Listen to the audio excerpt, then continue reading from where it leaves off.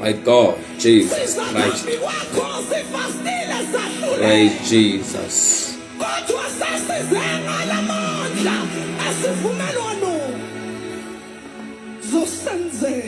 Praise Jesus. Sibuyisele endaweni yethu siyibandla. Uyisamandla ntshontshwa isitha.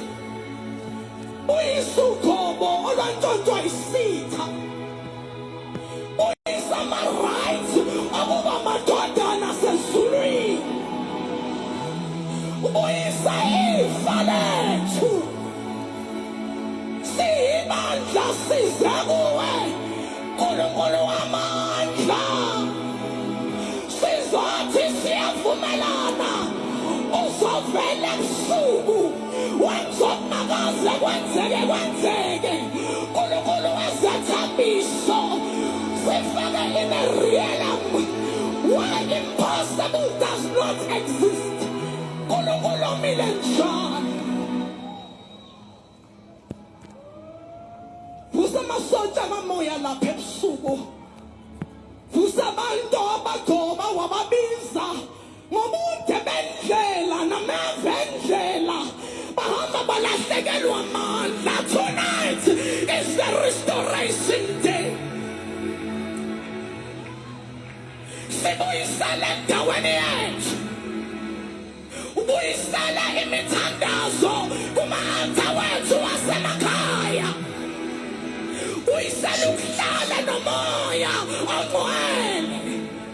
My God, Jesus Christ. Thank you, Jesus.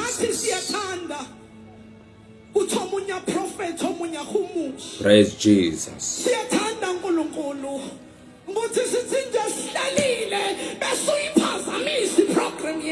Hallelujah.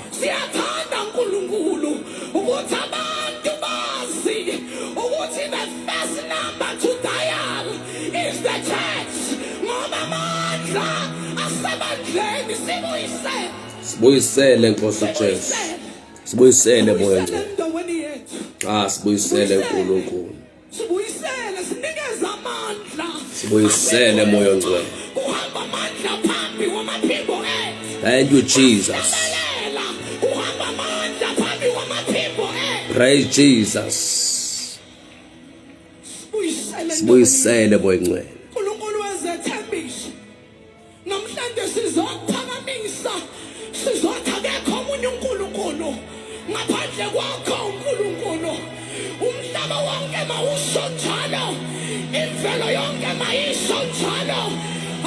Oh my God.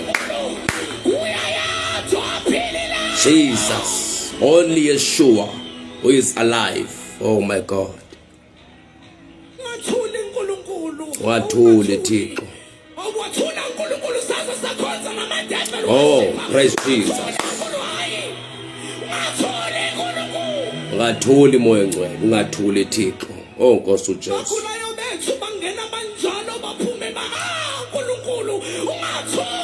Ungathuli Jesu.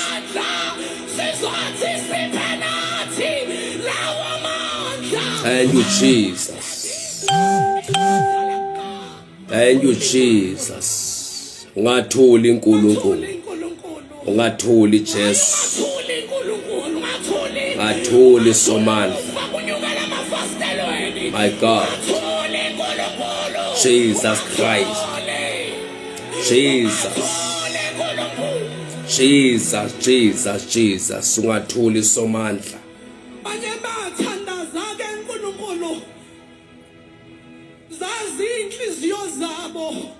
Zathi ayikho lento kaNkulunkulu. Nabantu bababuza uphilo uNkulunkulu wakho. Bathandaza baze bahamba bayoguqa kwamanye ama-altar. Jesus Christ. Ngathuli Somandla. Wena uNkulunkulu awusakwazi ukubenzela kodwa ngathuli Jesu Kristu. Size Nkosi.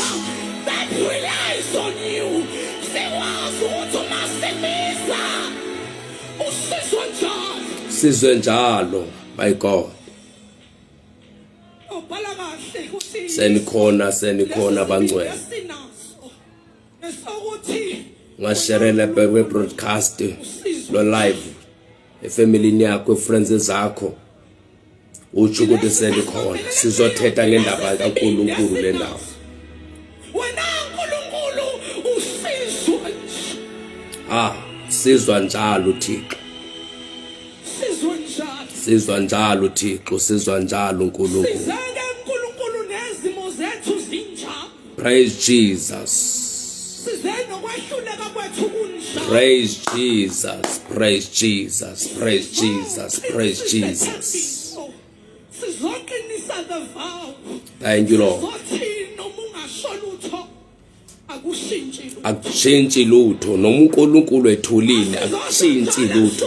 Sizothi asihlahli weNkulunkulu. Noma Sesitho. ungaphendulanga kodwa akushintshi lutho. Akushintshi lutho nokuthi uthulile kodwa akushintshi lutho. Akushintshi lutho.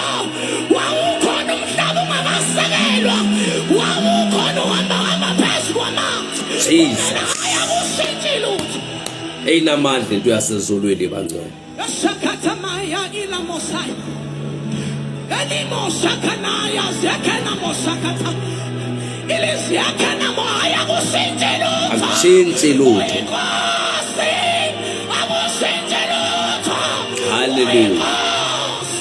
Akushintshi lutho. Hallelujah.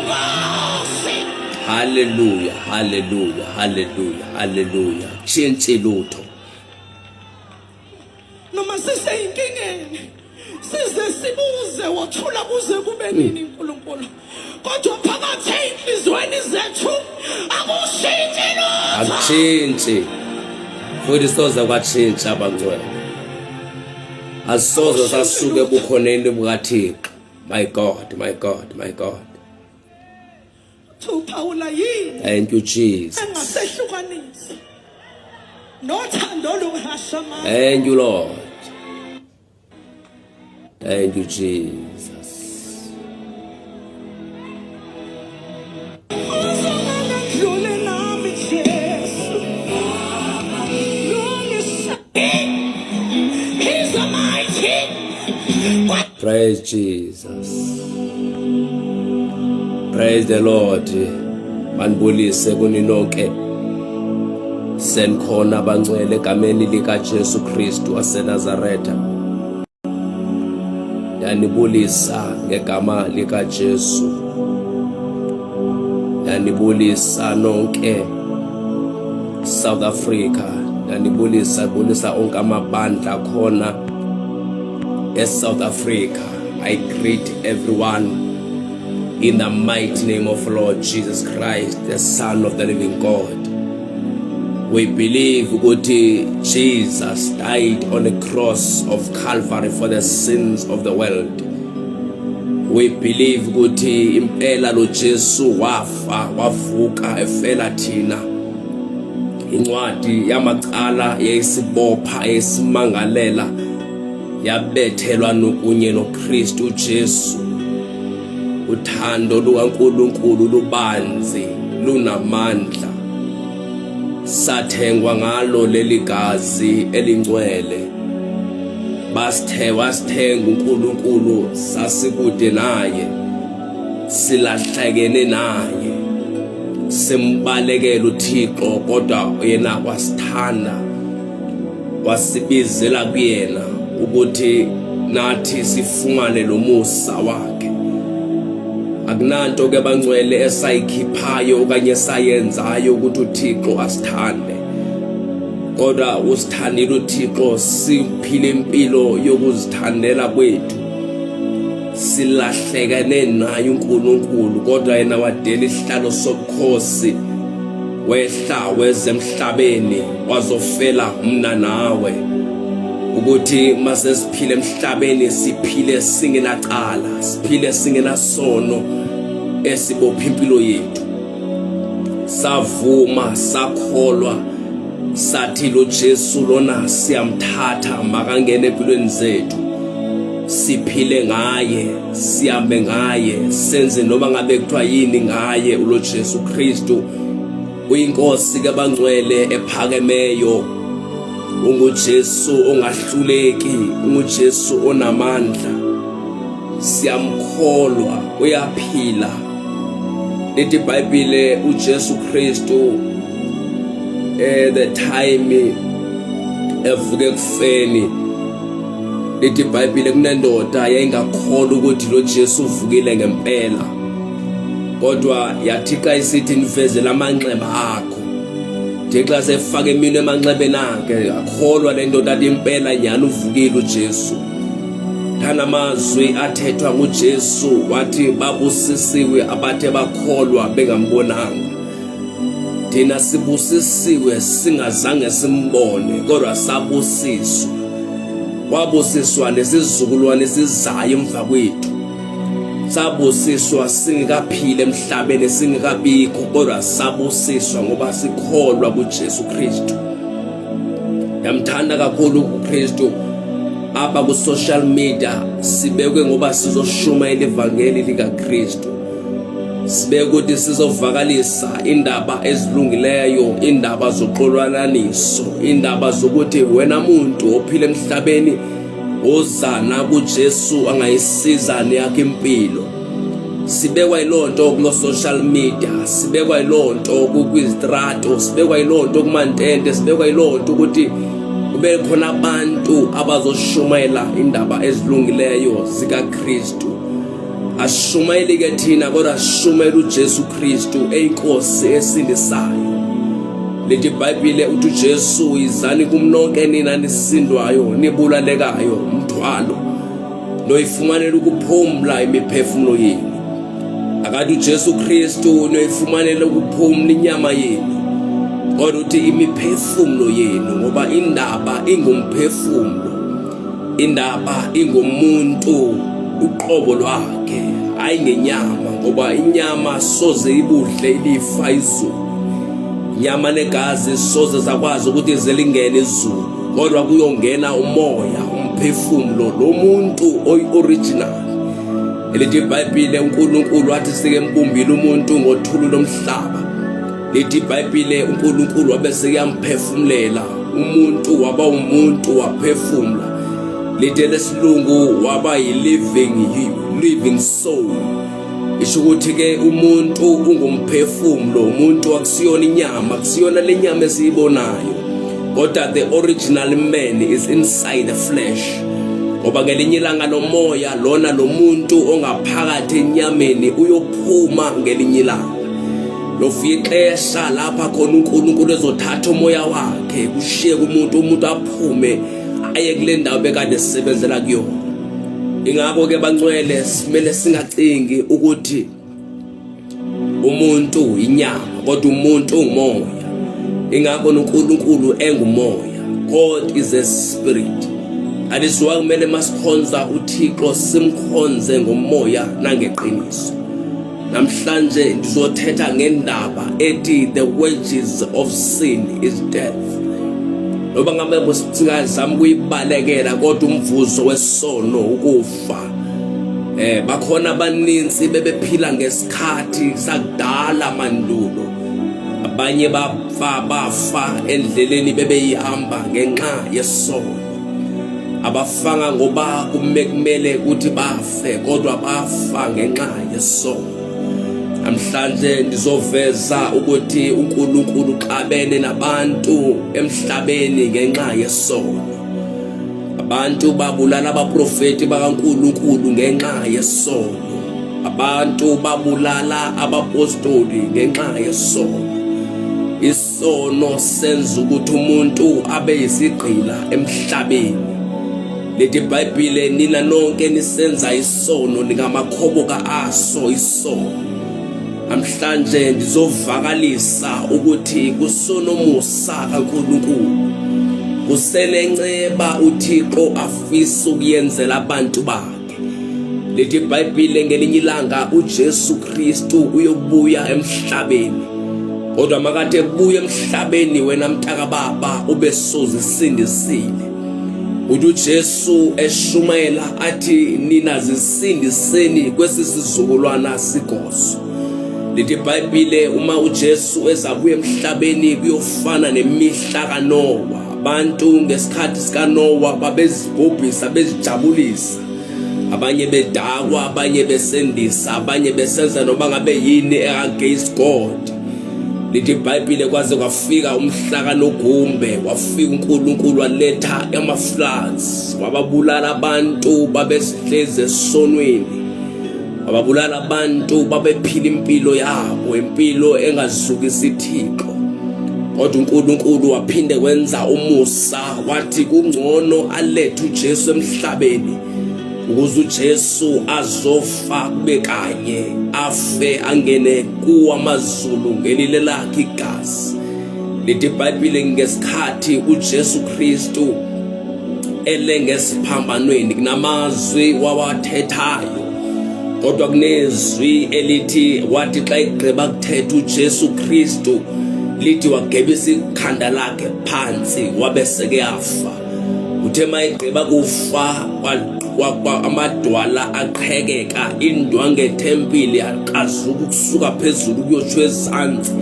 Lithi iBhayibhile ngalo mhla ilanga lacima emini, lithi ngalo mhla kwabonakala abangcwele, kwavuleka amathuna kubonakala abangcwele ababefile, babefe ngesikhathi uJesu before uJesu afike emhlabeni, kodwa kwavuka labo ababephilela uNkulunkulu, bavuswa banyuselwe emzini ongasenhla, ngoba kunento eyenzakalayo, kunonyikimo olwenzakalayo.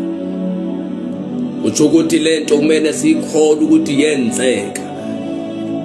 Kwenzeka isimanga, kwenzeka isimanga. uJesu inhloso yakhe ukuthi eze emhlabeni kwakuba azokufa efa ngenxa yesono. uJesu wayezokufa ezonqoba uSathane nomkhosi wakhe. Kodwa into endifuna sithethe ngayo indaba yesono. Indaba yesono ixabanisa uNkulunkulu nabantu. Uthi uIsaya ngenxa yezono zethu nithintele, ngenxa yezono zenu nithintele insebenzo kaThixo. Ngoba isono siyayithintela insebenzo kaThixo. uThixo kasakwazi ukuthi asisebenze nabantu, aphile nabantu, aphile kubantu ngenxa yesono. Isono siyingozi ngaphezulu kwezifo ezikhona emhlabeni. Isono senza ukuthi abantu babe ngamakhoboka. Isono senza ukuthi abantu balahlekane nokuphila okuphakade. Isono senza ukuthi abantu balahlekane noJesu Kristu. Isono siyabagqilaza abantu emhlabeni. Abaninzi baphulukele nokuphila emhlabeni ngenxa yesono. Abaninzi abantu balele kwizibhedlela ngenxa yesono. Abaninzi abantu bakuma-prison ngenxa yesono. Abaninzi abantu imindeni yabo iphelile, seyabulawa ngenxa yesono. Isono siyingozi ngaphezulu kwesifo. Isono iyona nto izulu namhlanje, izulu lixakekile. Izulu lenza sure ukuthi kumele kuhlengi umuntu emhlabeni ngenxa yesono. Kunamavesi esiwafunda ukuthi isono indeed is dangerous. Funa mntaka baba ungadlali ngempilo yakho. Ngifuna ukuzothi namhlanje phaphama before it's too late. Ngifuna ukuthi namhlanje come back to God before it's too late. Futhi namhlanje woza na kuJesu Kristu angayisindisa yakhe impilo. Come back to God. uThixo usakudinga. Nengoma ethi buyele ekhaya mntwana, buyele ekhaya, buya musokulibala, buya namhlanje, buyele ekhaya. Unga-enjoy impilo yesono, ngoba elinye ilanga lesisono senzayo siyokufaka ethuneni. Siyokwenza impilo yakho ukuthi ibe short emhlabeni. Siyokwenza ukuthi uluze izinto uNkulunkulu befuna ukunikeza zona wena busy isono sakho. Namhlanje ngifuna sixoxe ngendaba yesono, ukuthi isono yinona nto eyingozi, ingozi ngaphezulu kwepoverty, ingozi ngaphezulu kwento yonke. Isono siyabulala, isono siyabulala, senza ukuthi abantu bahlubukane noNkulunkulu. Siyofunda incwadi, siyofunda izwi likaThixo in the book of Jacobi, sifunda verse 15, ithi inkanuko yakuba ithabathile izala isono, sithi ke isono sakuba sikhulelwe sizale ukufa. Andiyiphinde, ithi inkanuko yakuba ithabathile izala isono, sithi ke isono sakuba sikhulelwe sizale ukufa. Siye kwincwadi Romans chapter 6 verse 23, for the wages of sin is death, but the gift of God is eternal life through Jesus Christ our Lord.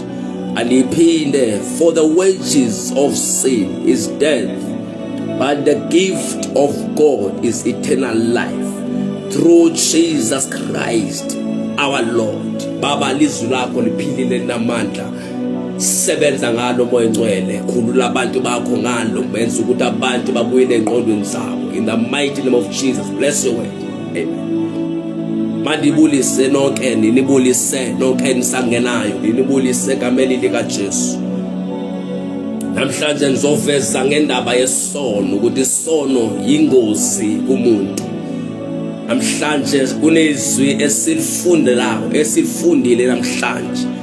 Uma uzwa kahle apho uYakobi uthi ubhalela izizwe ezintsali, ngoba kunezizwe ezintsali engazange zithabalale. Kukhona mina nawe esintsali kule mihla esesiphila kuyona, sintsali, asikakafi, sisaphila emhlabeni, sathola umusa ukuthi singangena ethuneni singekazani nenkosi uJesu. Namhlanje uThixo ubhalela mina nawe ukuthi sizwe esintsali. Ligama elithi intsali likhumbula khona uDavide efika, haleluya, efika ethi ukhona yini na oseleyo endlini kaJese nimenzele umusa.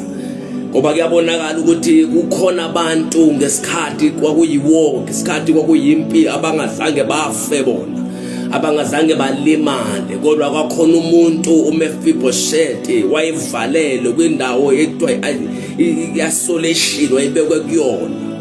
Lithi uDavide wafika ezokwenza umusa, haleluya, endlini kaJese.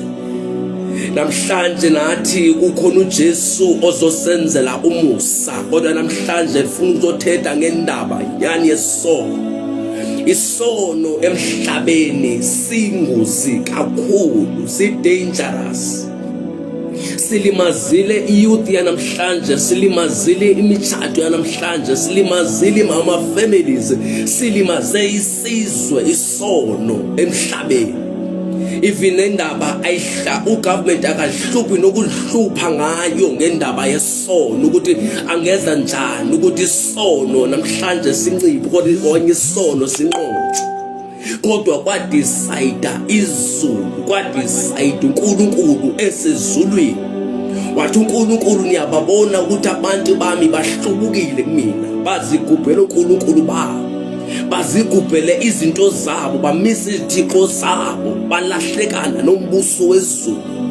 Kodwa uThixo wabona ukuthi lesi sono abaninzi siyababulala, siyabagqiba.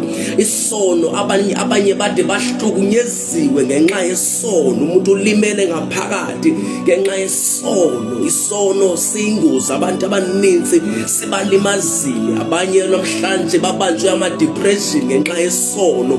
Uthi masoyilandela le ndaba uthola ukuthi lo muntu uhlezi esonweni, ingakho efunyanwe yisifo kuthiwa depression.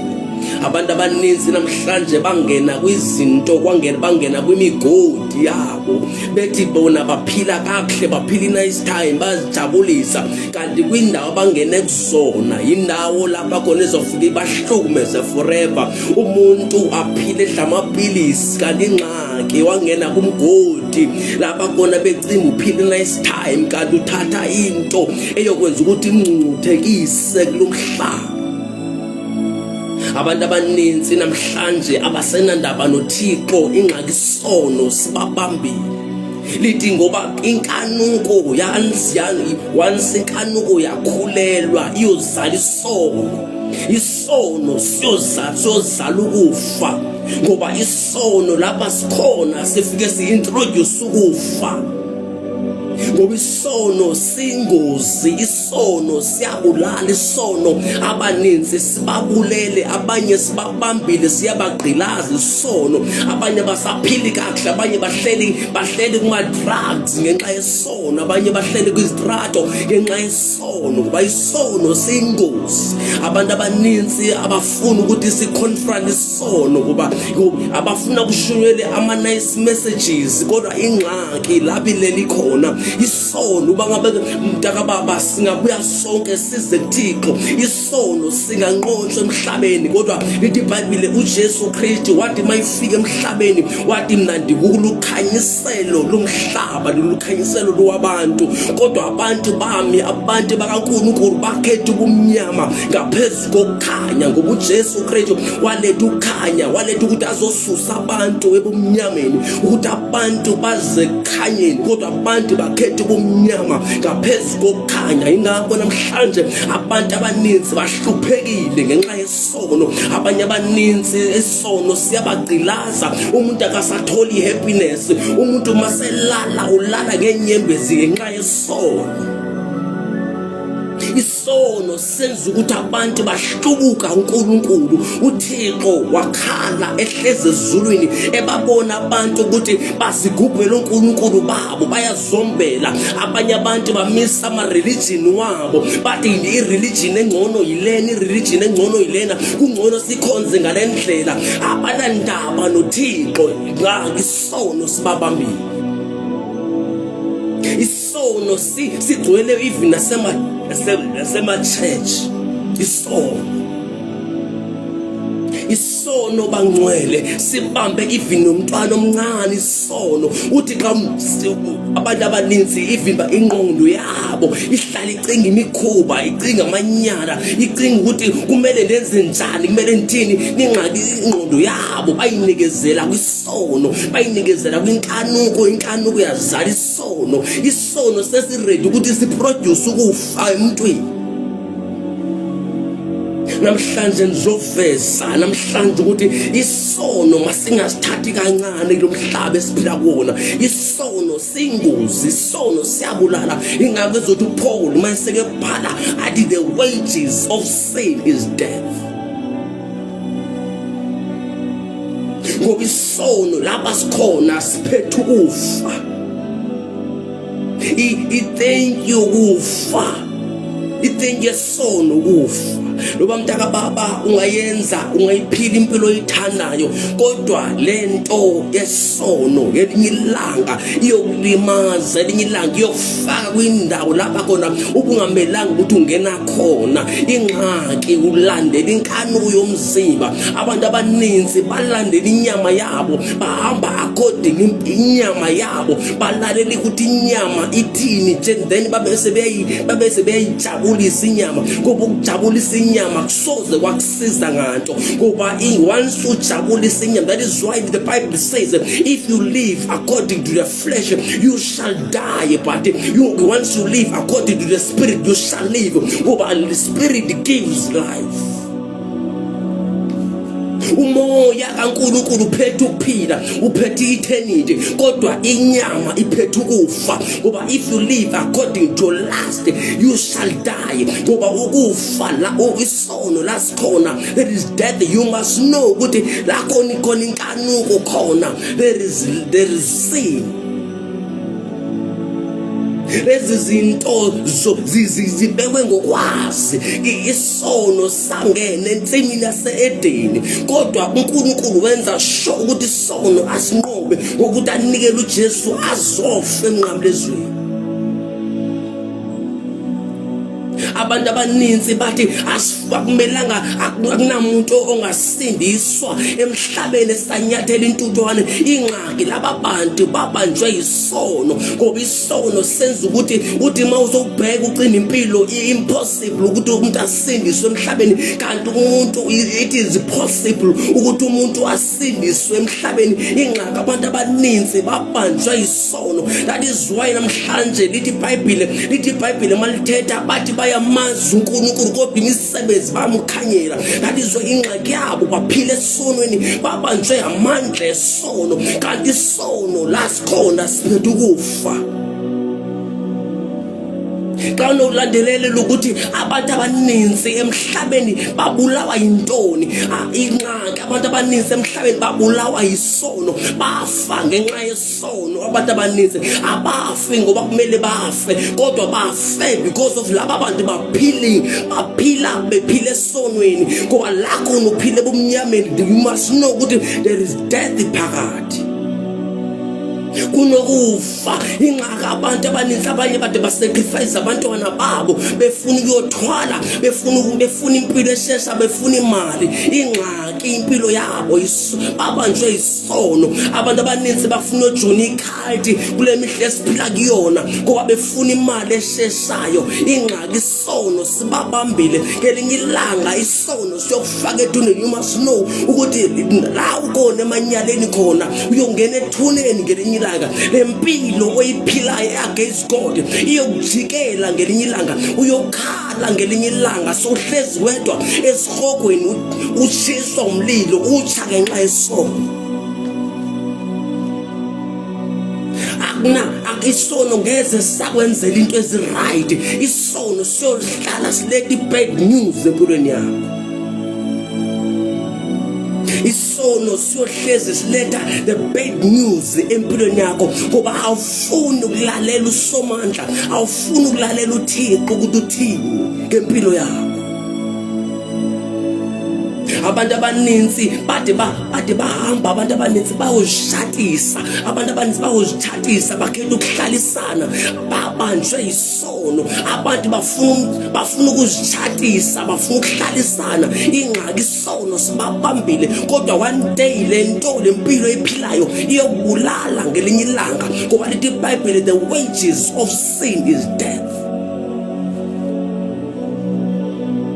Empilo eliphila nihlukumeza uThixo, nihlupha uThixo. Lithi iBhayibhile lithi ukuthi kufunda in the book of Corinthians apha sithi uPaul anazi na ukuthi imizimba yenu kulithempile likaNkulunkulu, lithi oyichithayo le ntempile nami ndokumchitha. Abantu abaninzi namhlanje bathola ibad news, bathola ibad report.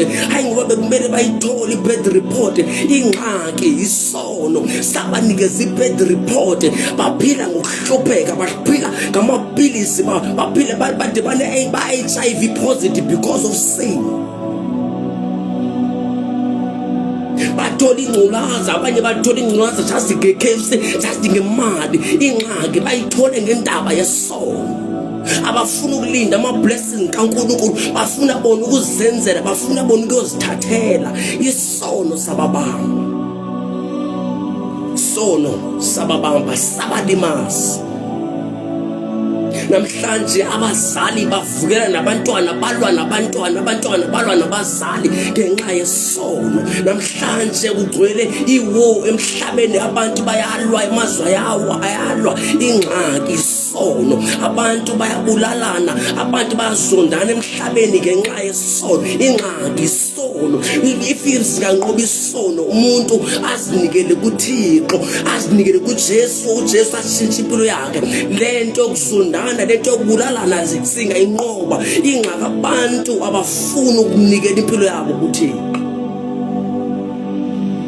Ngizomemezela namhlanje ukuthi phenduka la uhlezi khona, phenduka la uphila khona. Come back to God, come back to Jesus Christ. Ngoba le last ekubambile, inkanuko ekubambile iyozala isono siyozala ukufa.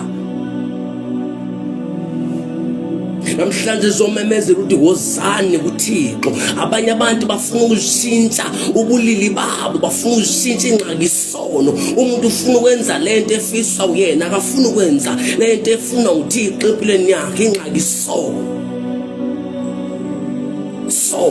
isono phela. Isono abaninzi sabenza balahlekana nento zabo, balahlekana nokuphila okuphakade. Isono ingxaki, isono siyabulala, isono siyingozi. Yona nto emhlabeni eyingozi jikelele umhlaba wonke. Isono siyingozi. Abantu abanamhlanje abasazwani namhlanje ngenxa yesono. Ngoba isono sivulela isitha. Isono senza ukuthi uSathane maseke atheke kalula. Kanti bangabe bekuthiwa sizinikele kuThixo, ngoba isitha besithi noma besingafika empilweni zethu, emafamilini wethu sizohlasela, sifike sikuThixo. Kodwa abantu banamhlanje sithi sifike isitha, afike uSathane ahlasela abantu sibabulale, ngoba ingxaki abantu baphila esonweni. Abantu baphila kwisono, bayijabulela impilo yesono, impilo yamanyala, impilo yezode, impilo kaSathane. Lithi iBhayibheli uSathane uye waintroduce ukufa, uye waintroduce isono emhlabeni. Abantu bajabulela impilo yesitha, impilo kaSathane. uSathane uyazizonda, uSathane uyamzonda umuntu emhlabeni. Ingakho ethi John chapter 10 verse 10 ithi imbiza uSathane njengesela, ukuthi lona lizi lingazili walibulale, litshontshe, lidestroye. Kumele sazi ukuthi uSathane injongo yakhe izokwenza sure ukuthi abantu bayahlukumezeka, bahlupheka. Akumelanga umuntu ophila emhlabeni ajabulele impilo yesono. Kumele umuntu ajabulele impilo yokuphila noNkulunkulu. Namhlanje abantu bashiya indlela yaNkulunkulu, bakhetha indlela yobumnyama, indlela kaSathane, indlela yesono, indlela yobugqila. Ngoba isono masesikubambile uyoba likhoboka until siyokufaka ethuneni. Ngoba uSathane akana thank you card, ngoba uSathane ungamjabulisa, kodwa you must make sure ukuthi uSathane akanayo thank you card yakhe akazokunikeza yona athi thank you my son, thank you for working for me. Kodwa uSathane uyojabula uma songena ethuneni, uyojabula uSathane esazi ukuthi impilo yakhe, uthi iBhayibheli uSathane seke gwetshwe already, kodwa ufuna abaninzi aze ukuchanaba isiqogweni. Namhlanje zoxelela abantu ukuthi mababuyele kuye uNkulunkulu, mababuyele kuJesu Kristu. Salvation is free. uJesu Kristu uphethe eternity life. Kodwa ikhona impilo ngapha kokufa, ikhona impilo engcono umuntu angayithola emhlabeni ngoba azinikelezele kuThixo. Akhethe ukujabulela izulu, akhethe ukujabulisa uNkulunkulu, ethatha uJesu emhlabeni.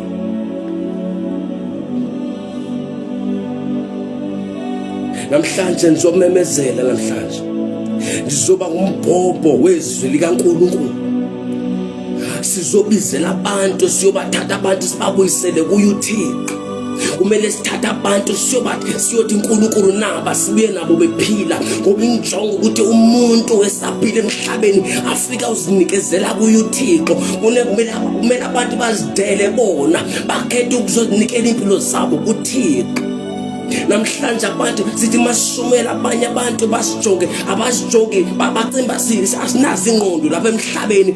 Bacimba lento yeBhayibheli isijaji ijoke nje, abanye bathatha ijoke indaba yeBhayibheli ingxaki, babanjwa isono. Bathi lento yeBhayibheli yafika letha nabelungu, abantu babamba izinto ezinegative emhlabeni. Abantu bathetha against iBhayibheli, abantu bathetha against uJesu Kristu. Ingxaki yabo babanjwa isono, ngoba isono sibabophile, isono sibabambile. Kodwa likhona usuku lapha khona uyofika urealize khona ukuthi lento yeBhayibheli iyiqiniso, lento yeBhayibheli ayithethi manga. Ngelinye ilanga uyokhala sowedwa lapha khona sositshe esiqogweni, uNkulunkulu ekuthathile wakuphosa esiqogweni, athi ndathumela abantu emhlabeni ukuthi baxelele ukuthi repent from your sin, repent from your evil ways. Kodwa wena wakhetha ukuphila impilo yakho, wakhetha ukuthetha against laba bantu, wakhetha ukubazonda laba bantu abashumela ivangeli elikaKristu Jesu, ivangeli elisindisa eliqole lizono.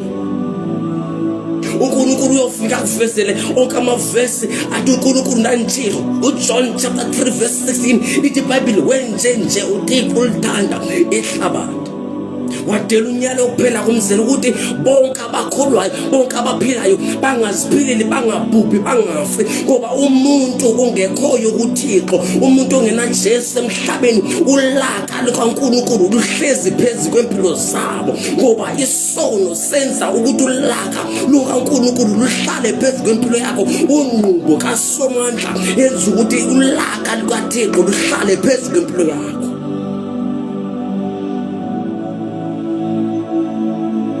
Abantu abaninzi namhlanje baphela ngenxa yesono, abaphela bahlupheka, bahlukumezeka ngenxa yesono. Abantu namhlanje basifunela abantu abangathandana nabo, abantu abangajolwa nabo. Umuntu nalona ujolwa nalona, umuntu usegcwele umjolo, ugcwele ichaos emhlabeni. Ingxaki isono sibabambile,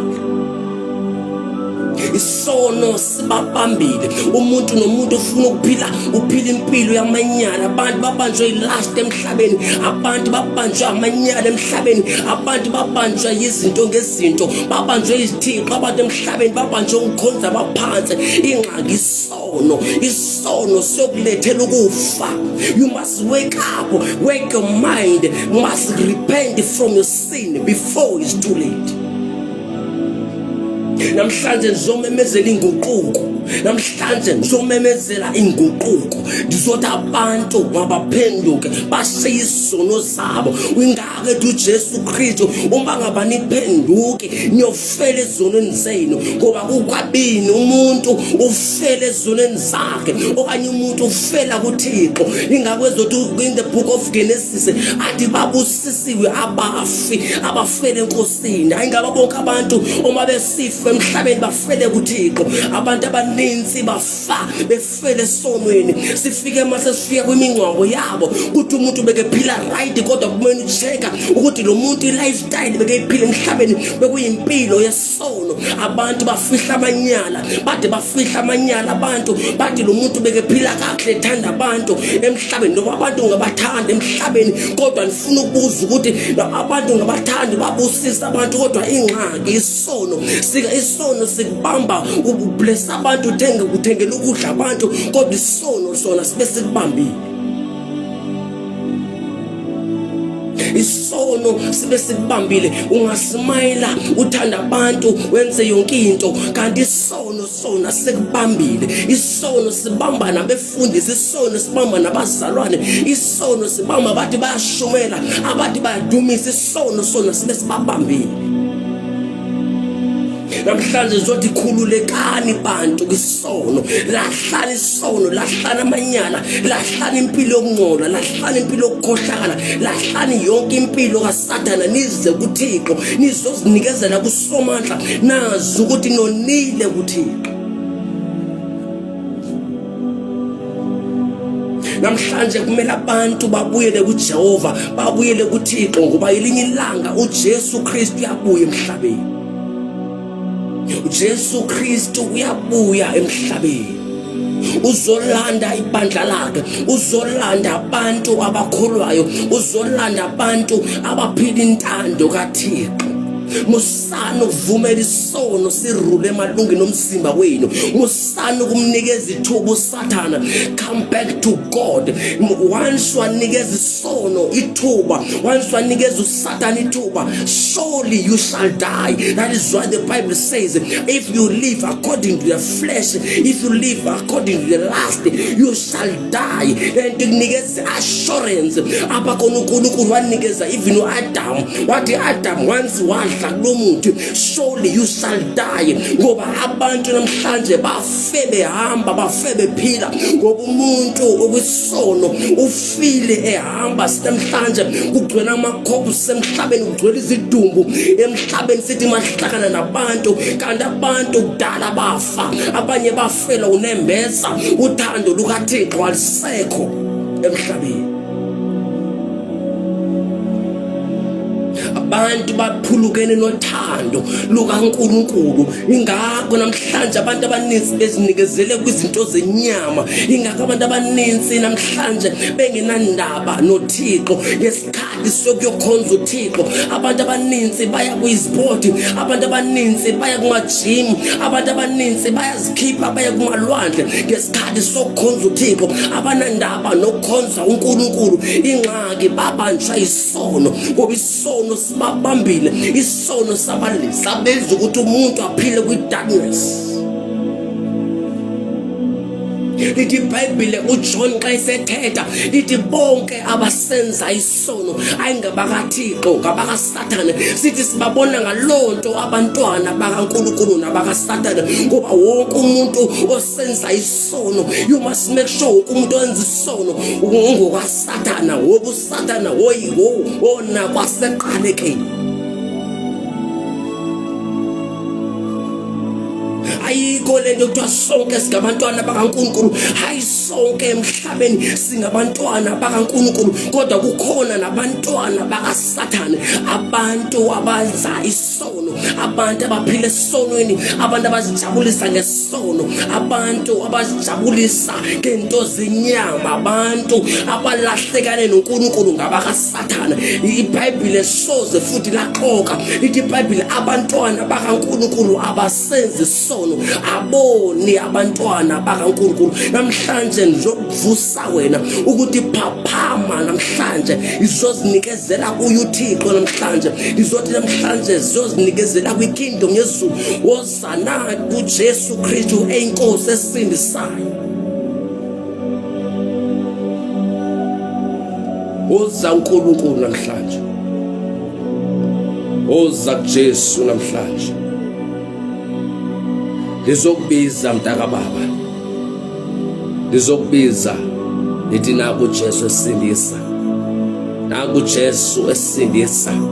Thina siyintsali, thina siyintsali. You must thank God ukuthi usaphefumula, umphefumulo usesenyameni. You must thank God ngoba izwi nezwi elishunyelwayo uyalizwa la ukhona. Abanye intshumayelo ezishunyela even emateksini, intshumayelo eshunyela izwi kaThixo lishunyela kwizitrato, kuma-radio station, kuma-TV station, kodwa kusekhona abantu abasadlala abazi ukuthi isikhathi sini lesi esiphila kusona. Hayi bekumele ukuthi wena mntaka baba, wena bekumele ukuthi uzinikezela kuThixo, ngoba lithi iBhayibhile kwensuku zobumnyama, these days are evil. Kodwa kusekhona abantu abasa-against God, abantu abasaphila impilo e-against God, abantu abasazijabulisa ngesono. Namhlanje zovusa wena namhlanje ngizomemezela ukuthi uJesu Kristu usawuletha umusa wakhe usavu izandla zakhe usazivulile. Ulindele ubani nobani. Jesus Christ is knocking in your heart. uJesu ready to enter in your heart. Musu refuse, don't reject. Do not reject Jesus. You must come back to God before it's too late. Come back to Jesus before it's too late. Abantu abaninzi namhlanje banza futhi benze ama-preparation ukuthi ngomhla uba bafe bafuna ukungcwatshwa kakuhle, bajona ama-funeral cover. Kodwa namhlanje ngizothi join into yasezulwini before you die, ngoba yes ungayijoin i-funeral cover, ungayijabulisa nge-funeral cover, uyijoin ufuna ungcwatshwa kahle, kodwa at the same time you must join ukuthi nezulu. You must accept Jesus before it's too late, ukuthi once you die kodwa kube khona umhlala khona uyojabula khona. Kumele bantu bakaNkulunkulu emhlabeni sizijabulise ngoJehova. Kumele sivumele uThixo ahlale empilweni zethu. Kumele sivumele uNkulunkulu asebenze enhlizweni zethu. Abantu abaninzi namhlanje bafa ngenxa yesono. isono ifuna ugovernment angeze akwazi ukuthi abambe isono. That is why ugovernment ethi makusetshenziswe amakhondomo. Ugovernment ngeke akwazi unqoba isono. Ingxaka akafuna abantu bafumane HIV and AIDS, akafuna abanye abantu ukuthi bakhulelwe, akafuna ukumithwe kakhulu emhlabeni, kodwa ugovernment in other words upromote isono ukuthi abantu mabaprevent, abantu babazothatha imijovo ukuthi bangakhulelwa, abantu bangafumani HIV and AIDS. Kodwa akekho noyiwani ugovernment emhlabeni wonke othi lethe babake sibe against lesisono, make sizame indlela yokuba sinqoba kanjani isono. Kodwa ingxaki ukuthi uyalungisa ugovernment kanti uproduce isono, increase isono emhlabeni, kanti izulu lona lanikezela uJesu emhlabeni ukuthi uJesu azokufa ukuze amandla esono anqotshwe. Abantu bekusele izinto eyi-1 ukuthi abantu bazinikezele kuye uThixo, ba-accept igospel, ba-accept uJesu Kristu, ngoba the gospel of Jesus is not in words but the gospel is in power. Akumelanga sibe siyakhuluma kakhulu, akumelanga bese siyaxelela ukuthi kumele wenze njani, kodwa ukusele bekumele wena uyanikezela impilo yakho kuThixo, uvumele izulu likusebenze, uvumele ukukhanya kwaNkulunkulu ukusebenze, ngoba lifuna ukuxelela ukuthi there is life after death. Lokhu ungahlala uzithokozise ngesono, one day you will pay. Enyimini uyokhala lithi iBhayibheli bonke abasenza isono ayingabakaThixo. You must make sure noma wena uyaclaim ukuthi namhlanje I am a Christian, namhlanje ngumntwana kaNkulunkulu, kodwa awusingi umntwana kaThixo uba ngabuphila esonweni. You are not a Christian uba ngabuphila esonweni, ngoba the word Christian means the relationship between God, man and God. Ubudlelwane phakathi nomuntu okholwayo osindisiweyo, ophilela uThixo, ophilela uNkulunkulu, ukuthi is no longer me who lives but Christ. Ingakwenza ukuthi iPaul ifane enyameni, ifane ukuze uJesu aphile kunina. Kumele uJesu aphile kubantu, kodwa abantu ba-reject uJesu emhlabeni. Namhlanje ngizothi namtaka baba, come back to God, come back to Jesus Christ before it's too late. Ngizoshumelela uvangeli namhlanje, ngizoxelela mtaka baba ukuthi hozana kuJesu Kristu, hozana kuJesu Kristu. Uyafuneka ezulwini, liyakufuna izulu, liyakufuna izulu.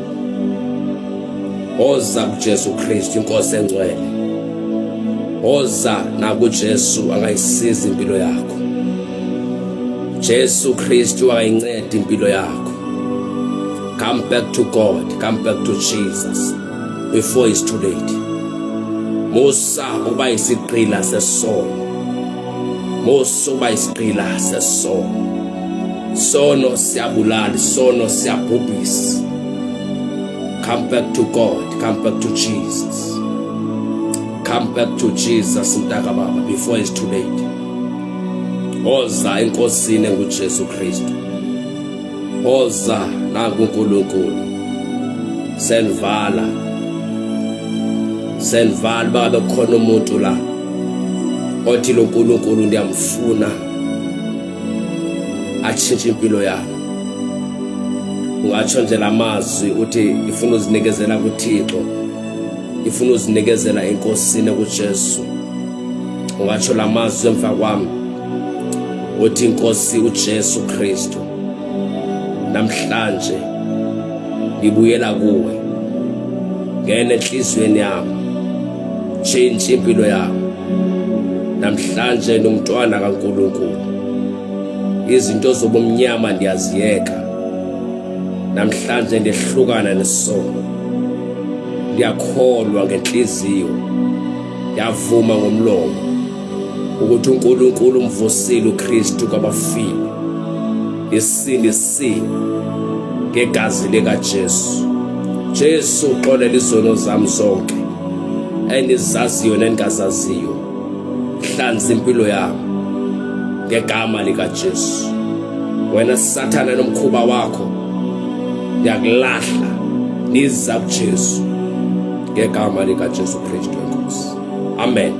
Congratulations mntaka baba, sowusindisiwe izono zakho zixolelwe. Once you pray this prayer, you must make sure ukuthi izono zakho zixolelwe. Hallelujah. Senvala abangcwele, cela ze sithandazeni namhlanje funa sikhuleke ukuthi uThixo asize iSouth Africa, asize imindeni yethu, asize impilo zethu, ukuthi uNkulunkulu asipha amandla okunqoba isono. Kumele senze sure ukuthi isono siyasinqoba. Kumele senze sure ukuthi siphila in the spirit, siphila kuye uNkulunkulu. Kumele sazi sifuna ukuthi we must live according to the spirit. You must walk in the spirit. You must live in the spirit. Lithi iBhayibheli uJesu Kristu umuntu mayesezinikezela akusaphileni kodwa sekuphila uThixo ngaphakathi. uNkulunkulu uphila kubantu bakhe egameni likaJesu. Masikhulekeni baba wethu ongcwele, yisewe Nkosi yethu uJesu Kristu waseNazaretha.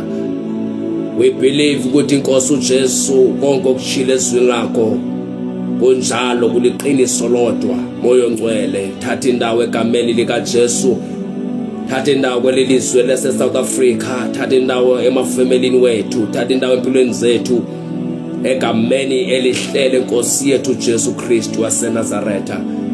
I pray ke somandla ukuthi moyo ongcwele laba basazinikezela kuwe uNkulunkulu ongcwele ubapha amandla ukuthi baqine kuwena Thixo wami ongcwele egameni nasegazini likaJesu. Baphilele wena uNkulunkulu wethu ongcwele, banqobele Thixo wethu namandla egameni likaJesu. Bavulele iminyango evalekile moyo ongcwele egameni likaJesu. Siyathandaza ke Thixo wethu ongcwele egameni likaJesu. Namhlanje ndiyadeclare ukuthi we are more than conquerors in Christ. We move in Christ, we walk in Christ, we rest. Baba ndiyathandaza uNkulunkulu ongcwele egameni likaJesu Kristu. Thatha indawo ke moya ongcwele, in Jesus name we pray, amen. Be blessed mntaka baba, sophinde sibonane uxelizayo egameni lenkosi yethu Jesu.